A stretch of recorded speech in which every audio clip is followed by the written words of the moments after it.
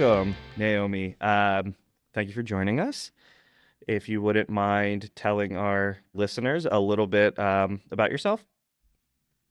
Hello, thank you for having me. My name is Naomi Swartzentruber. I grew up strict in a strict Amish community, and I ran away when I was 17. At 19, I became a stripper, and I was a stripper for 20 years. And now I'm an author. My book is The Amazing Adventures of an Amish Stripper, an erotic memoir, and I'm also a mom. So life has been interesting. That's quite the pendulum swing to go from, I'd say, as conservative as possible to as what's the other way? As naughty as possible, maybe, and being stripper, I guess. Yeah, definitely. So, to kind of start at the beginning, so growing up Amish, Eric and I are in Delaware, so really like the only knowledge of like the Amish culture that we have is from Lancaster, where there's a big Amish community, um, and the show Banshee for me. But Yes. growing up Amish, like what was life like? And like what ultimately led to you like wanting to leave? So there are many different kinds of Amish sects. Some are, I call them more liberal. They can have more things. But I grew up Swartzentruber Amish, which is one of the strictest Amish communities, and we couldn't have any power tools, no running water except cold water. We had an outhouse. We milked 20 cows by hand. We had a big farm. We pretty much lived off the land. No cars. We went to town with horse and buggy, farmed the fields with the plows and the horses. And it was there were lots of rules. And at a very young age, I had to get up early in the morning and help with feed the chickens, and I would have to help with the chores, and just it was just how it was, but I was very happy as a little Amish girl, and we had to wear long dresses, dark colored, all the way down to our ankles, and we could only roll our sleeves up to our elbows, and we had to wear bonnets, so our hair had to be covered, and it was just a lot of work, and but that's just how it was. I didn't mind all the chores, and we only went to 8th grade, and we didn't have any like science or history or anything like that, just reading, writing, spelling. And in 5th grade, we had to learn how to read and write and spell in German because that's how all our Bibles and prayer books were all in German. But I already knew how to read, write, and spell in German pretty much because of my parents. They would teach us on the Sunday that we didn't have church. So church was only every other Sunday, and on the other Sundays, we would just stay at home and rest, or we could go visit our friends. But other than that, 6 days a week, we worked. On Sundays, there was no work except to feed ourselves and take care of the animals. That would be that true day of rest, I guess. Right. Mm. So eighth grade, that's an interesting. So like, why is eighth grade the cutoff for like education?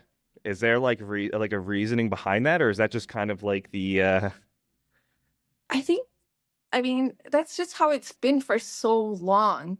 And like I turned for my birthday's in May, and the school we don't have the long school days like the Amish school just started on Labor Day actually. They don't celebrate Labor Day, and it goes until around the end of April. But I turned 14 in May, and I don't know if it's that because they only go to school for that long because then the kids go to work on the farm. Like that's a Mm. really good, I don't know. We go to school and then we're out of school and we go to work on the farm. And Basically, got to learn sometimes, learn to work. Yeah. right, right. So I'm not sure if that's the reason. What type of school did you go to? Was it just an Amish school, or was there some other third party school that you'd go to? It was a one room schoolhouse, and typically there were around 20 to 30 kids in one schoolhouse with one teacher. If there were closer to 30 or 30 students, sometimes there was a teacher helper, and the teacher was an Amish man, a boy or a girl that was already out of school that was not yet married. So I always thought that must be hard to be a teacher, but that's just, and I was never a teacher, but there were other ones that were.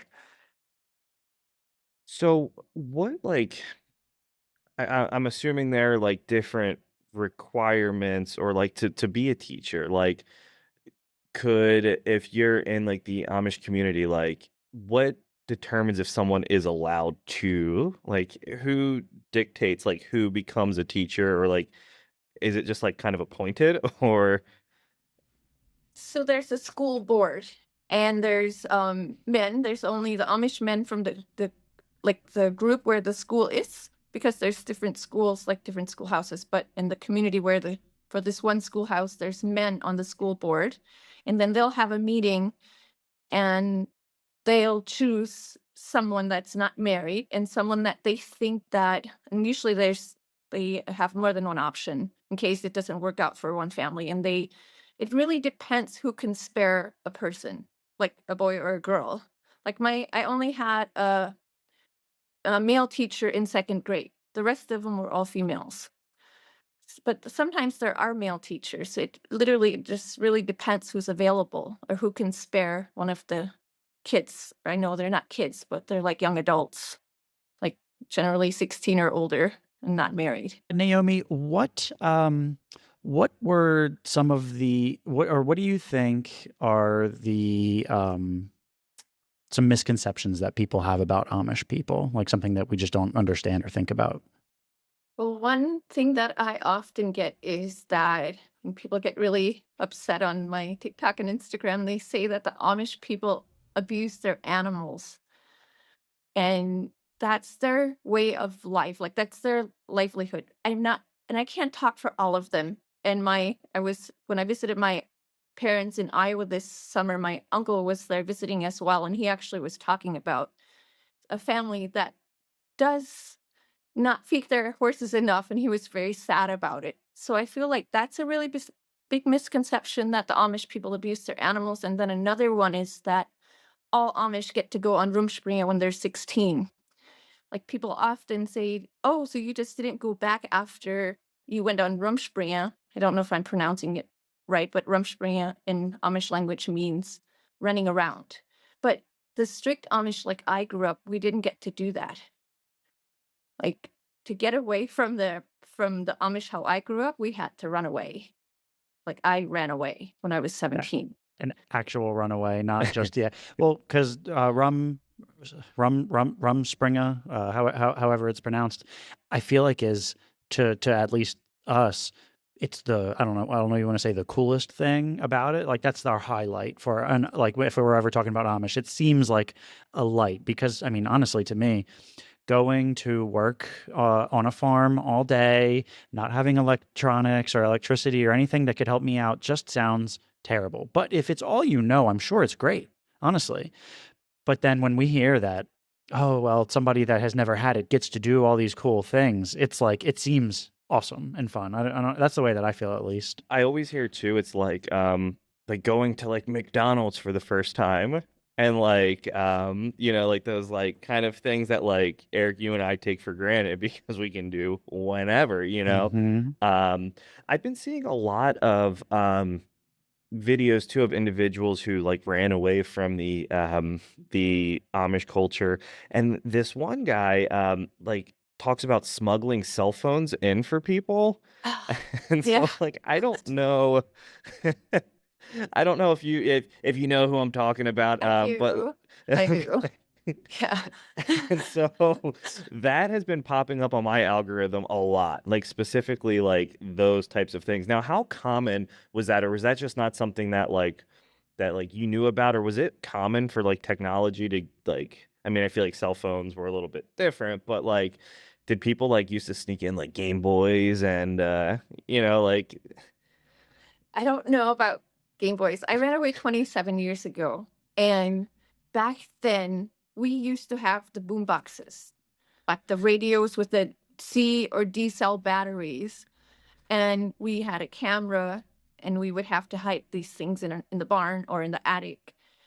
and cell phones weren't around back then. But like I'm here, my partner and I actually just bought some property here in Michigan, like close to my Amish family, and it's really crazy to see how or to like notice how the kids are. Like they have cell phones. Hopefully they don't get in trouble. They're not supposed to be listening to this, but I don't know. But some of the kids do have cell phones around here, and I'm like, that's crazy. Like I know we had radios, but now they have like they get the batteries from a lot of the Amish around here have sawmills, and they get the batteries from the engine that they use in the sawmill on Saturday nights or Sunday nights. They pick them up and they, I don't know how they hook their music box or radio to this battery and they go and drive around in the horse and buggy and drink beer. Like, That sounds wild, actually. It does. And Yeah. so, like, but what is like the like punishment if you get caught with? Is I'm assuming it's just contraband. Like, what happens? well, generally the parents will destroy whatever they find out. And then sometimes they have to stay home from the singing. And the singing is, um, that's, I know it's, my niece was telling me, she's like, it's really not a punishment. Like, they don't really do anything to us. They just take and destroy our stuff. We just get it again anyway. But sometimes they make them miss a couple of the singings, which is where once they're 16 and a half or older, they get to join the singing. And that's when they can start dating. This after church, wherever the church is on Sundays at 8 p.m. from 8 to 10, the kids that are 16 and a half and older that are not married, they get to go there and sing and eat popcorn and drink water, lemonade and stuff like that. And if there's someone they want to date, that's where you find someone and they take the boy will take the girl home to the parents' house and they have a date in the bed, in the girl's bed, and then the boy has to leave before the parents get up. I know, it's bizarre. Interesting. Wow. Yeah. I feel like I've heard something that someone probably turned into something else where they said they've got to do it in like while the parents watch, like they have Some of them sex. do that. Really? Oh, They Wait, don't the wow. have parents- sex. They're not Oh, allowed to have okay. sex. But, Okay. but they have Okay. their date. Like some of them, they have to do it downstairs. They sit on rocking chairs, like next to each other. I don't know if the parents are actually there, but they're in the bedroom if they're not in the living room. But like the Swartzentruber Amish, how I grew up, they have a date in the girl's bed, but they're not supposed to have any sex, just kissing and cuddling and talking. I see. So I that's see. So- the punishment if they get caught sometimes. They can't go on their dates or go to their singing. Okay, I could see how that would be a punishment if that's a highlight. You probably want to do those things. Yeah. Right, and you don't get to go party. But it's not that big of a deal, I don't think. They Sure. except they just have to spend more money to go get more of whatever they got, whatever got The destroyed. contraband. Yeah. Right. right. So is marriage something that is like when you turn a certain age, like you need to get married, or is it something that's like dependent on the individual? Is there like a forced marriage like culture? There is not a forced marriage culture. Generally, the Swartzentruber Amish, I don't know about all the Amish, but they get baptized at 18 or older, and then you have to be baptized to get married. And then generally they wait until both of them are 20, the man and the woman are 21. Unless sometimes, once in a while, the girl will get pregnant, and if it's a couple that's dating, like it's happened in, not like, I don't know, a couple of years ago, there was this girl, she got pregnant. She was 17 or 18. I'm not quite sure, but they ended up getting baptized and get married, and they got married because they were dating. So Kind of like sometimes a they get shotgun married wedding. earlier, but there's Yeah. never any forced marriages. Okay. Mhm. Well, that's I could probably talk about the customs and all that, but I am also interested in your step away from the Amish. What was it like to run away? Is it like a classic in the darkness, you grab a suitcase or something and just literally run away, or did you have some transportation or some help or something? What was your actual getaway looking like? Like, did you have the bindle and the So Before I was 17, I started sneaking out with the English boys. We call everyone that's not Amish English. Doesn't matter what country you're from, where you're from, what color. That's everyone's English that's not Amish. So I would sneak out with them. And one night I got caught. And I was like, okay, I know for sure I want to have fun the rest of my life, but I don't want to keep sneaking.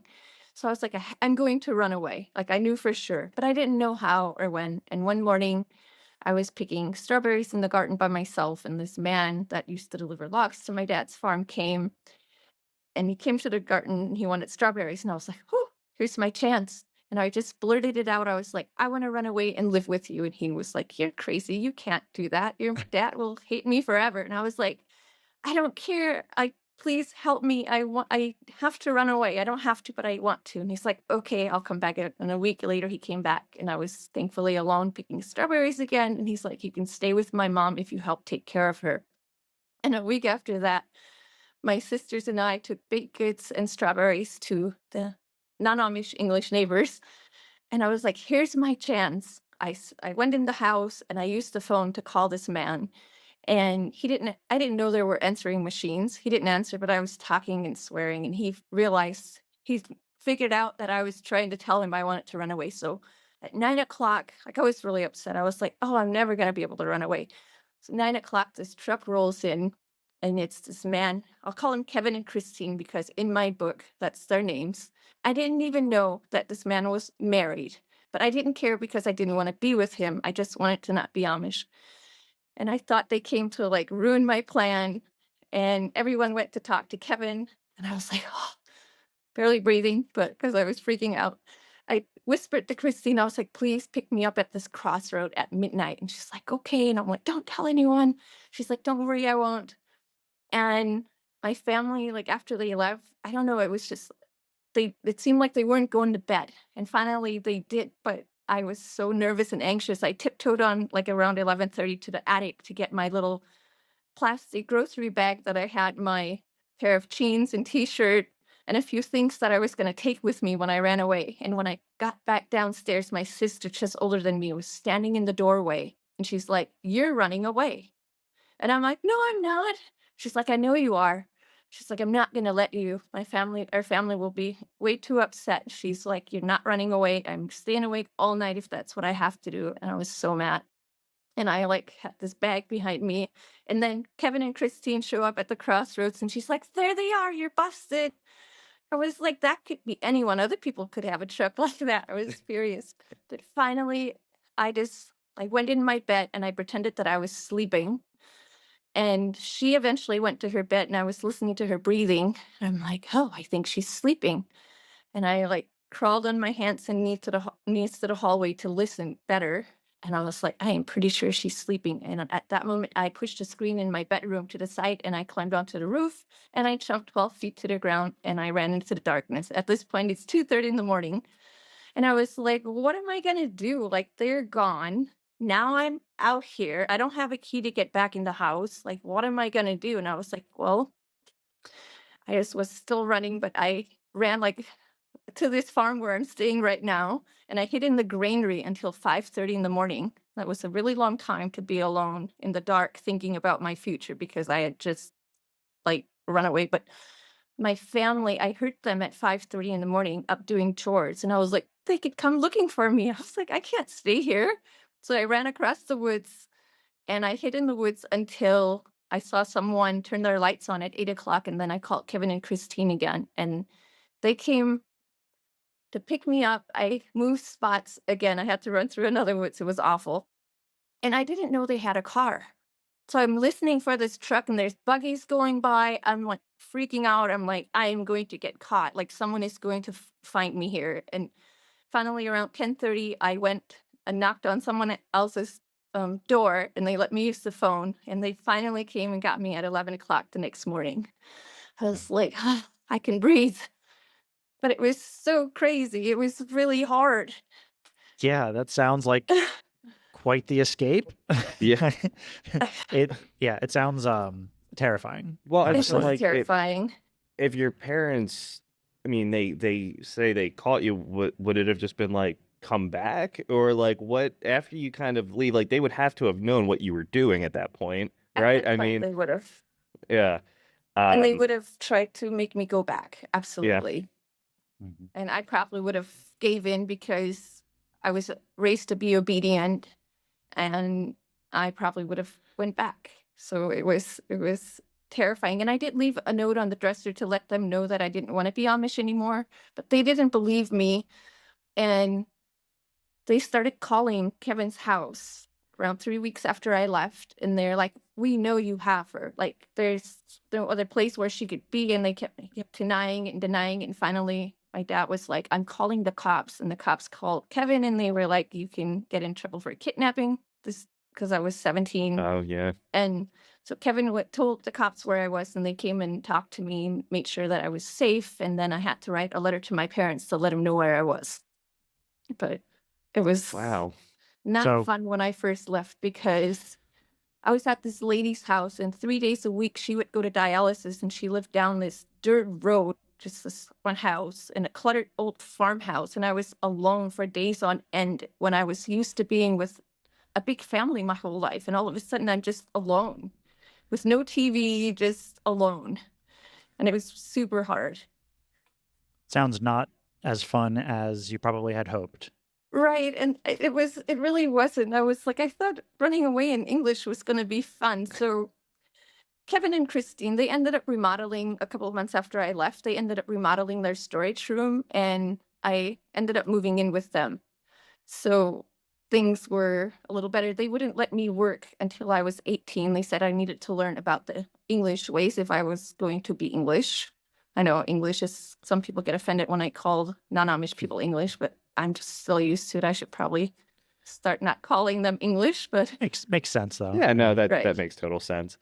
How close were you? Like, what was like the proximity for all of this? Like, were you super far from where you were living? Like, was their home like right down the street? Like, how, like, 15 miles.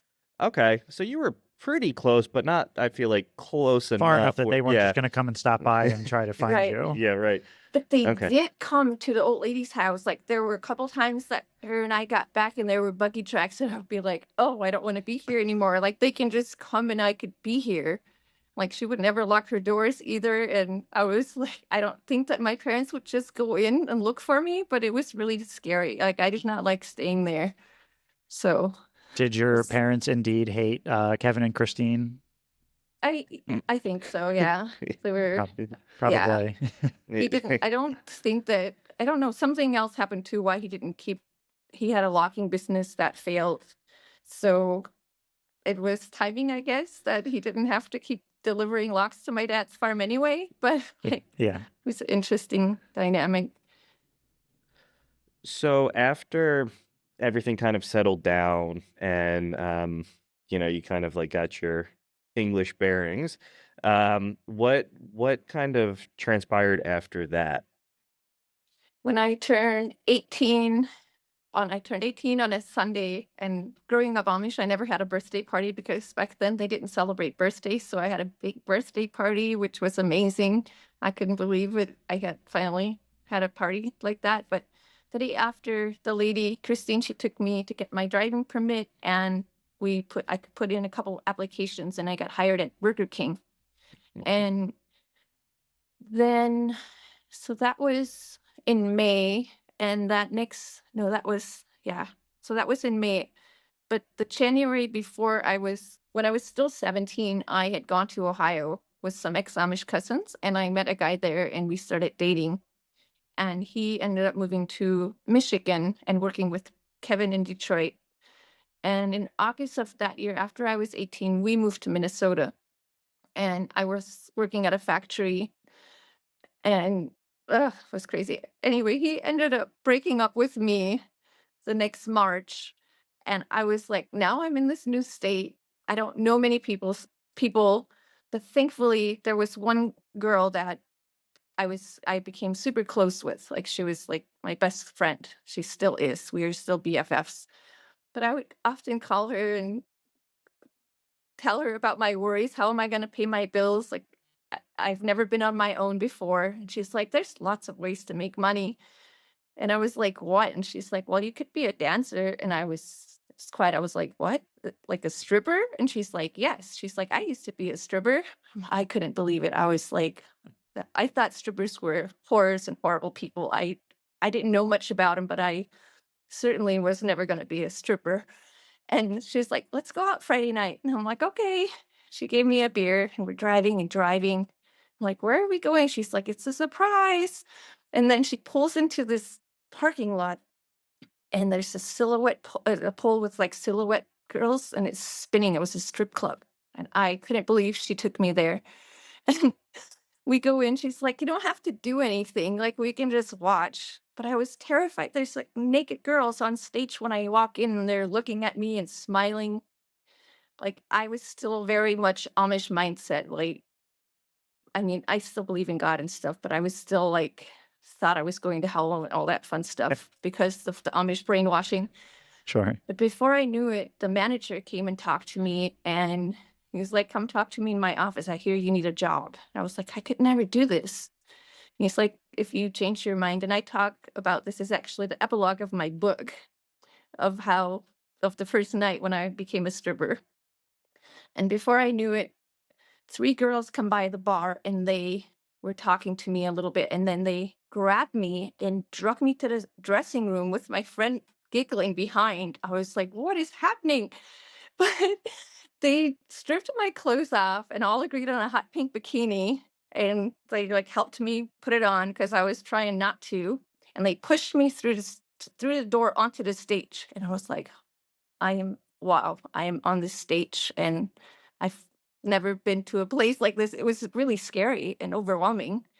But I was like, "I'm here. I might as well make the most of it." And I walked to the pool and I tried to move like I saw the girls moving. I'm sure it wasn't graceful, but I did the best I could.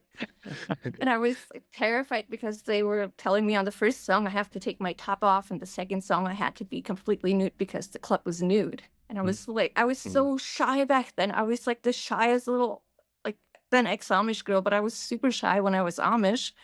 And I was like, I can't be naked. They're like, "You have to." And I did become naked on the second song. And so there was a moment where I was like, "Okay, it's okay. I'm here." And my hair like fell in front of my face. I have long blonde. I had even longer hair then than I do now.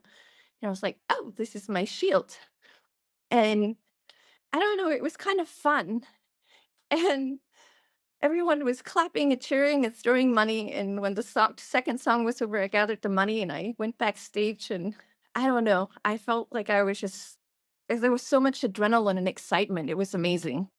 I was like, "This is pretty awesome, actually." Like that feeling of empowerment. I've never felt that in my life. Like something came alive inside of me that I didn't even know was there. And I had $55 and I was like, "I think I could do this after all." And I went and told the manager and I went back the next night and I was a dancer for 20 years. I loved it. When I would go on that stage, like I actually miss it. I don't dance anymore because in 2020 got pregnant and I have a daughter and I just didn't want to dance while I was pregnant. And but I miss it. I miss going on stage because that empowering, like this thing inside of me that would feel so amazing when I went on All eyes stage. are on you. You command the whole scene. Yeah, I could see that being that way. And I think that I would have died if I thought I was, I felt like it. Yeah. Like, I was picturing, I mean, no one wants to see me be pushed on the stage and dance in a pink bikini, but I would have just actually died, passed away, and instead of dancing at all anywhere near a pole or even on stage. So props to you for that. That's that's thank you. Just talking about it, I get all like, oh, it brings back so like I feel the emotions, some of them, and like it's still like can still feel it. It's crazy. Greg But used to be Greg used to dance on a pole. I used to dance on a pole. I'm just kidding. Stop I it. did. that's No, awesome. Just no, no, kidding. no, no. I don't have the like Just the joking. core strength to do that. And I've heard though from a lot of people that it is a very empowering thing. Like that is a very healthy way of looking at it. You know. There's a lot of like classes now, almost like fitness classes that are done Oh, just with a pole. absolutely. Yeah. And that was besides feeling empowered, I loved doing pole tricks. Like it was so fun. I love music and I I don't know, it was amazing to go on stage and get on that pole and just spin around and do flips, and it definitely taught me a lot about a different world that I never knew existed. Besides, I thought it was bad. So, Did you work at the same club for all 20 years, or did you move around? so I danced in Minnesota at Class Act Peelers for 4 months, and then I met a guy, and I was thinking about moving back to Michigan anyway because I was like, I don't really. I had my one friend, which I was sad to leave her, but I ended up moving back to Michigan near Grand Rapids, and then I danced for 4 years there, and I started going to college. That's a whole nother story. I got into drugs really bad, but I'll just say where I worked. I worked at Sensations for 4 years in Grand Rapids and at the Red Barn for like 3 months. And then I moved to Las Vegas eventually. I worked at Spearmint Rhino, Cheetahs, Treasures, and I think was called the Leopard Lounge. It changed names a couple times. And then when I moved to Arizona, I worked at, it used to be called Bliss, and now it's called a different name. And then Sugar 44, I was there for 2 years, I think. So, It's fascinating, like, how tasteful those names are compared to, like, some of the clubs here in Delaware. What do we have? Eric Cheeks? We do And, have like, cheeks. yeah, it's just, like, very blatant, and, like, that's those all funny. sound classy. Greg, you've never been to a strip club. I have never been to a strip That's club. right. Yeah, We were I know. gonna go, We were gonna and go. I was gonna take you, I've never been. and you wanted to go to the one that's like, no offense to Lower Delaware, but it's not like not So, anywhere near a city at all. You wanted to go to so the one. Where was that? So Delaware has 3 counties. We're a very small state. Oh, wow. And so so you can get from one end to the other in what, 2.5 hours, 3 hours, Maybe maybe, maybe 2 hours maybe from. 2. Um, but the lower parts of Delaware Are more rural. they're more rural, and you know, so they have some clubs down there. And I told Eric, I said, well, why don't we go? I've never been. My wife wanted to go. She's never been to one either. So we're like, well, let's just go to this one. And Eric was like, no, I refuse for this place to be your first location. So I still have never been. So We'll fix Wow. that. We'll yeah, fix that. yeah, You should definitely go when I always loved when the couples came because I don't know, it was fun to interact with the women. sure. Some were super into it and some were super shy, but I always enjoyed when couples came in. It was pretty awesome. We used to go every Valentine's Day, me and my wife. Nice. We should do that, but we had kids, but now they're getting Yeah, and then older, you have so kids, and then it just kind of changes everything. So yeah, it's tougher to go out for a whole night ever. Yeah, But yeah. I'm getting course. back there. I'm getting back there. But Absolutely. so after you were so you said 2020 when so you said you got pregnant, and then you kind of stopped dancing. So and then when did the book come along? So I started writing the book. Yeah, it was during the pandemic when I got pregnant, and the clubs were actually shut down while I got pregnant. And because I had bought a house in Vegas and sold it in 2018, I was able to stay at home during my pregnancy. Once the clubs reopened, I just decided I didn't want to be a dancer and I wanted to be a stay at home mom. So because I sold my house, I was able to do that. But in I often started writing my book, but I would always get stuck. And then I met this couple in Las Vegas who had published and written books themselves. And they were like, we will help you get started so you don't get stuck, so you can actually be successful. In 2011, I started writing. They helped me outline it. And after that, I just wrote. And then was it in 2020? I think it was 2020. I was like, I had over 500 pages and over 300,000 words. I was because they kept telling me, just keep writing, keep writing. I'm like, I've got this massive thing. Like, I got to do something with it. Like, I think I need an editor. And my cousin had just was in the process of publishing her book. So I reached out to her editor and she helped me. I ended up hiring her. And at first, I wasn't going to make it an erotic memoir, but my editor suggested that instead of just saying, "Oh, I had sex here or there," or whatever, she's like, "Make it into an erotic memoir." And I'm actually glad I did. I know some people get upset because they're like, it's straight porn, but it says it's an erotic memoir. And then in August, oh, it's been a year now. August of last year, I published it. Wow, I forgot it's been a year. It's over a The year. anniversary, yeah. Yeah, Wow. that's awesome. So, Well, to hear that way, my wife's gonna want to read it because that's all Yeah. she likes to actually read is just her novels. She calls them. oh, that's awesome. Well, I sent a book yesterday. I mailed a book to Greg. I can, if you send me your address, I'll mail you one as well if you want. We'll share. I Yeah, we'll, appreciate that. okay, Thank you. Yeah, of course. my wife will also enjoy reading, as will we. Awesome. Um, so what was that like? I always hear that writing can be such a challenging feat, like, or was it just something that was just it came natural to you? I mean, it's your life essentially, you know? So was it easier to kind of write it all?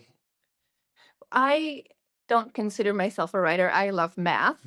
Like I really love math and I hate it when I went to college. I hated writing papers like with a passion. I never considered myself a writer, but because it was my own story and it was actually very therapeutic and healing when I would write it. I didn't realize until I was writing how much stuff that I was just pushing and shoving down and I never like dealt with these traumatic experiences. For example, like Kevin, he was explaining me and we had a ended up having a sexual relationship even before like that morning when I told him that I wanted to run away. Like he looked around and my brothers weren't around, my sisters were in the house. He's like, come with me, and he took me to the barn and made me give him a blowjob right there in the horse stall. So Mm, after I know it was I was like, what's going on? But even after I left and I found out he was married, I didn't know how to say no to him. And I feel like that like set up my life after I left. Not in a good way, in a negative way. Like it affected me for many, many years. And I didn't realize it until I was writing my book. I was like, oh my gosh, there's this pattern that just kept happening throughout my life. And it's not all his fault, obviously, but I was young and vulnerable and he took advantage of me. And then when I was 21, I got into drugs really bad. It started with coke and then I became a crackhead and I lost everything. Like for 2.5 years, I was a crackhead and I literally did lose almost everything, my car, my truck, my apartment, my furniture. And thankfully I'm here and I didn't die, but I mm. was homeless and I went through a lot of things, and writing the book, it really helped me deal with a lot of things, and I'm still on a healing journey, but that really, like, opened it up and started it. Do, So, do you find that those hitting those low points made you how did it affect who you are as a person now? it definitely made me a really strong person. It made me strong and appreciative of life because and I'm not saying that everyone should go and go through things I went through, but I feel like sometimes without the low points, you don't really, at least for me, I didn't appreciate the when I would come out of those points up. It made me appreciate it once I got out of those hard things. I was like, wow, I can't believe I just survived that. Or it definitely, I always also say, like, I wouldn't be who I am if I didn't go through those things. And I definitely have, it took me over 20 years, but I found the peace and the freedom that I was searching for when I left the Amish finally. So I'm grateful that I never gave up. There were a couple times in my life where I was like, I just want to end it. I don't want to be here anymore. Like, I ran away from the Amish for this. Like, this is hell. Almost like, why did I do that? Like, why am I going through this? But I never gave up. And for anyone listening, if you're going through the same something similar, don't give up. Just you can there's help if you look for help. I never went to rehab. I just for me, I figured out I realized when I went to Vegas, one of my clients, when I was a crackhead, he took me to Vegas and I realized then that I needed to get away from the people that I was hanging out with. Otherwise, I would be a crackhead forever. Like literally that was like clicked. I was like, "Oh, I just need to not be there because when I was in Vegas, I didn't want to smoke crack. I didn't smoke crack there." And it was very challenging sometimes.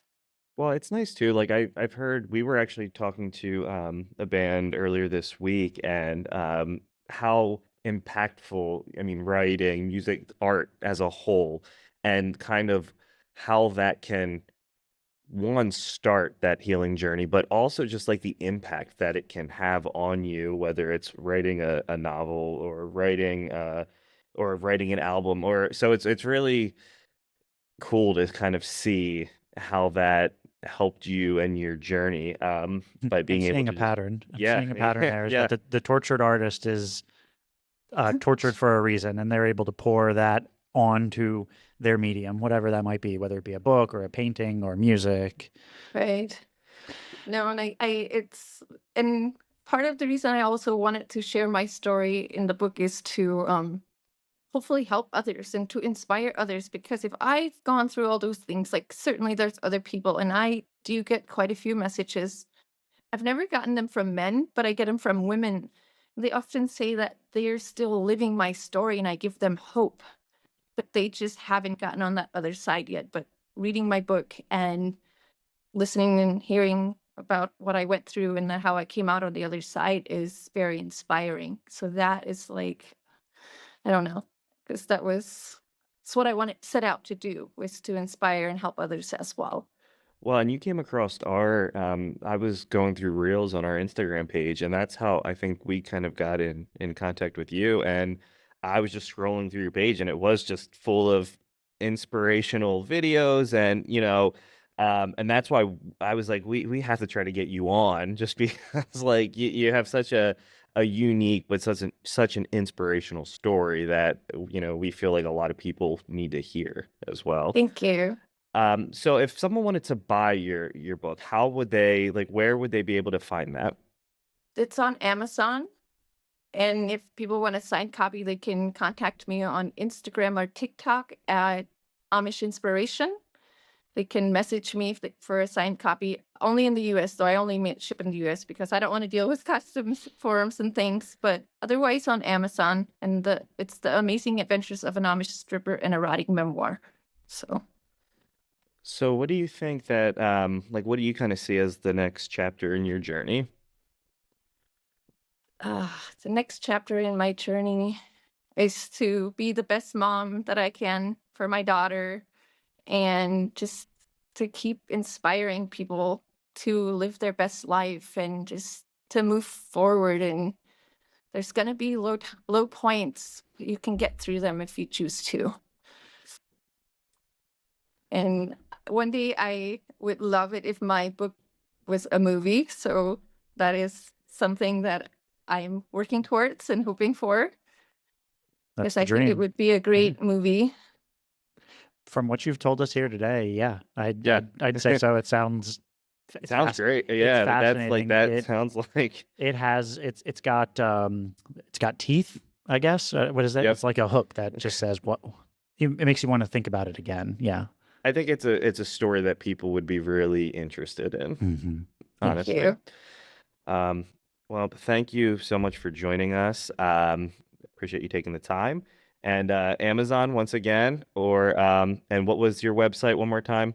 My Instagram Your and TikTok Instagram. handle is at Amish Inspiration, all one word. Got it. And we will also put it in the description of the video. Yeah. So Okay. thank you for joining us. We Thanks so much. appreciate it, and best of luck in all your future endeavors. Thank you. Thank you for having me. I Absolutely. really enjoyed our conversations. Likewise. Thank you. Thank you.